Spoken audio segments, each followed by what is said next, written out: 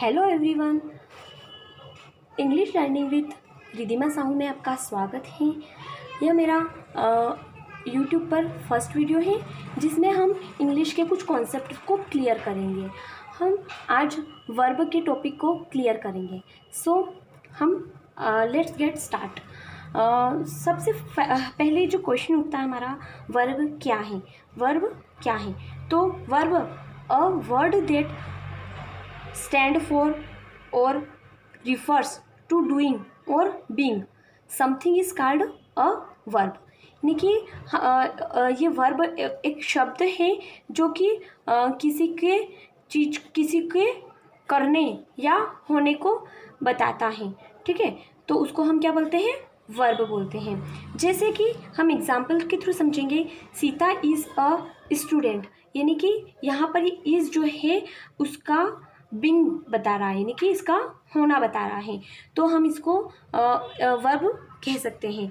जैसे यहाँ पर गोज़ है और जो कि इस राम के करने को बता रहा है। राम गोज़ टू स्कूल, है ना, तो यहाँ पे राम के किसी कार्य को करने को बता रहा है, तो राम गोज़ टू स्कूल, यानी कि being of subject and being of doing of subject.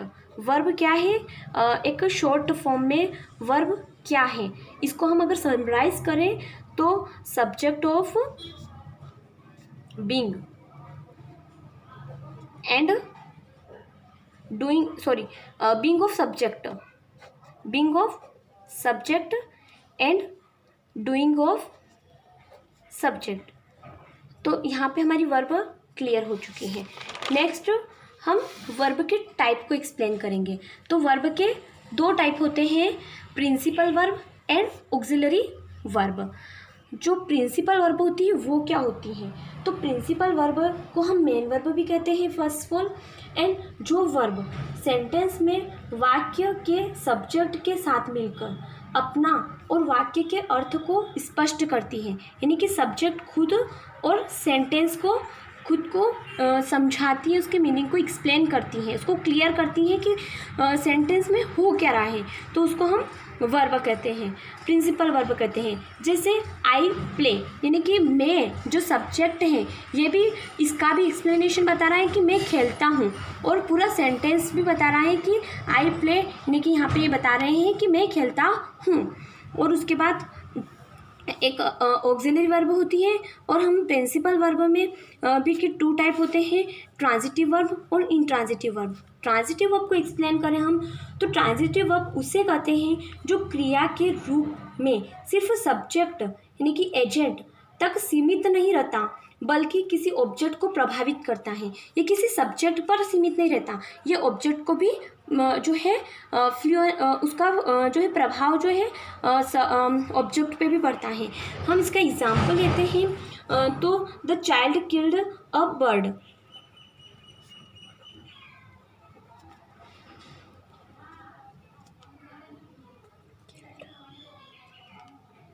यानी कि एक चाइल्ड ने किल्ड किया एक बर्ड को। ये बर्ड जो हमारा आ गया है एक ऑब्जेक्ट। यहाँ पे ऑब्जेक्ट को ये प्रभावित कर रहा है सेंटेंस। किल्ड किसको प्रभावित कर रहा है? सब्जेक्ट से लेके ये ऑब्जेक्ट, यानी कि ऑब्जेक्ट बोल सकते हैं हम, इसको नाउन भी बोल सकते हैं, तो ऑब्जेक्ट को प्रभावित कर रहा है, तो यहाँ पर हमारा ये ट्रांजिटिव वर्ब का एग्जाम्पल हो जाता है। और इनट्रांजिटिव वर्ब का एग्जाम्पल जो होता है हमारा, इनट्रांजिटिव वर्ब होती क्या है? तो यह क्रिया का प्रभाव सब्जेक्ट पर पड़ता है, तो इसे हम इनट्रांजिटिव वर्ब कहते हैं, यानी कि केवल सब्जेक्ट पर इसका प्रभाव पड़ता है, तो इसे हम इनट्रांजिटिव वर्ब करते हैं। ऐसे वर्ब के साथ ऑब्जेक्ट का यूज़ करना जो है इम्पोर्टेंट नहीं है। जैसे कि हम एग्जाम्पल के थ्रू समझेंगे। वन ऑफ द स्टूडेंट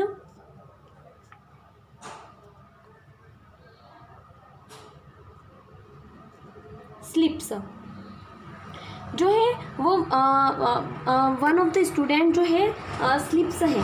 ठीक है, वन ऑफ स्टूडेंट स्लिप्स, तो यहाँ पे केवल सब्जेक्ट, यहाँ पे जो केवल सब्जेक्ट पर प्रभाव पड़ रहा है, यहाँ पे ऑब्जेक्ट नहीं है। लेकिन एक नोट भी हमारा है कि इंट्रांजिटिव वर्ब को कैजुअल सेंस तथा प्रीपोजिशन की मदद से ट्रांजिटिव बनाया जा सकता है, यानी कि हम प्रीपोजिशन का यूज़ करके हम इसको भी ट्रांजिटिव वर्ब बना सकते हैं। लेकिन यहाँ पे ये भी इंट्रांजिटिव वर्ब है। लाइक द ओल्ड मैन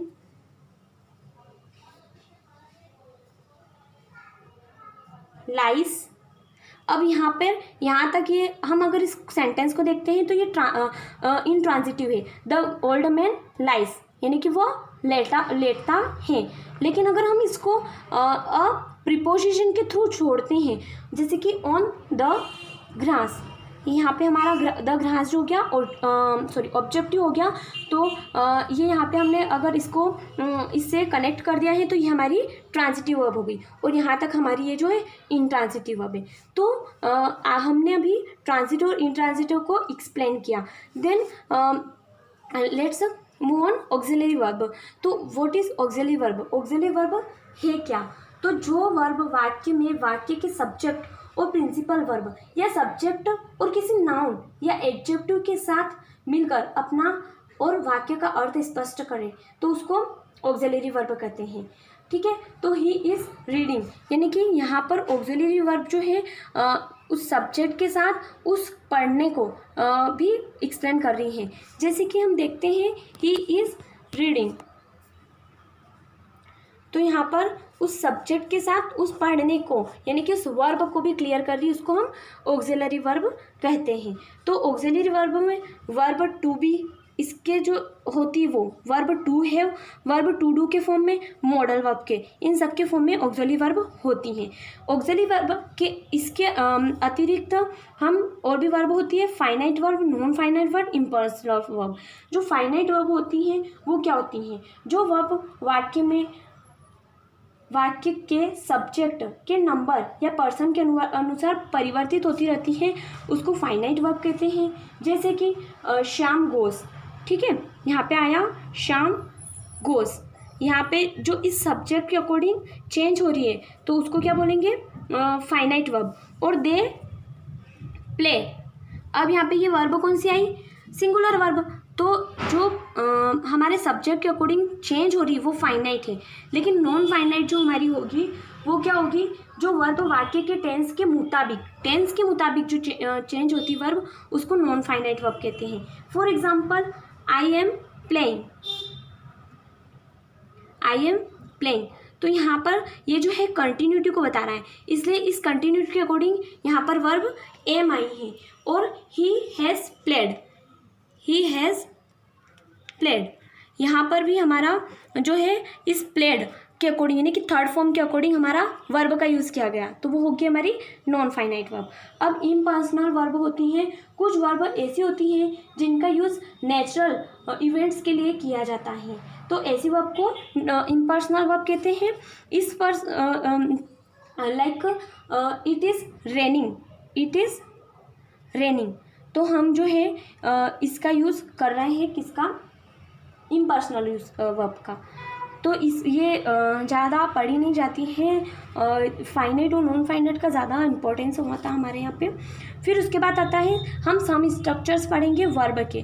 तो वर्ब टू बी, अगर वर्ब जो है बी फॉर्म यूज़ कर रहे हैं तो हम वर्ब की फोर्थ फॉर्म यानी कि VING यूज़ करेंगे। जैसे प्लेइंग, अगर उस एम आ रहा है तो आई एम प्लेइंग, बी यानी कि इज आर एम होता है तो एम है तो उसके साथ हम प्लेइंग यूज़ करेंगे, ठीक है। लेकिन वहीं हम अगर पेसिव वॉइस आता है तो अगर पेसिव वॉइस में बी यूज़ करते हैं तो वर्ब की थर्ड फॉर्म यूज़ करते हैं, ओके।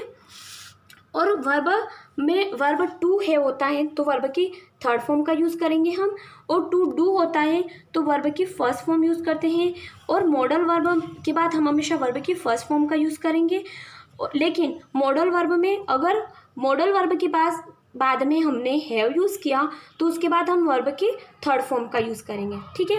और हम सेंटेंस में कभी भी मॉडल वर्ब को एक साथ यूज़ नहीं करते हैं। जैसे दे शुड